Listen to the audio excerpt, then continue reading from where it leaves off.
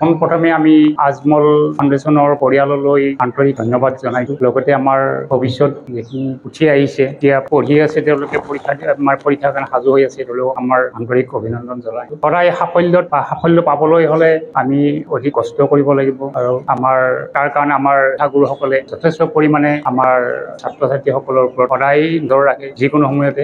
আজি আমি বহুত সুখী হৈছোঁ, আমাৰ ল'ৰা আৰু স্মৃতি চৌধুৰী তেওঁলোকৰ সদায় পৰীক্ষাৰ তালিকাটো আমি প্ৰথম বৰ্ষৰ পৰাই মক টেষ্ট হৈছিলে। প্ৰত্যেকটো মক টেষ্টৰ লক্ষ্যে পিছে আমি সদায় নজৰ ৰাখিছিলোঁ, তেওঁলোকে কিমান পাৰদৰ্শিতা কৰিছে, কিমান পাৰদৰ্শিতা দেখুৱাব পাৰিছে, আমি তাৰ কাৰণে সুখী। আৰু তেওঁলোকক আমি সদায় কৈছোঁ, হয়তো মই চৌধুৰীক আজিয়ে দেখিলোঁ, কিন্তু মই সদায় মক টেষ্টৰ সময়ত ৰিজাল্টৰ হেৰিত আমি মোবাইলত পাইছিলোঁ, যদিও লগ কৰিব পৰা নাছিলোঁ। ঠিক তেনেকৈ বহুত ভাল লাগিছে তেওঁলোকৰ যিটো উদ্দেশ্য।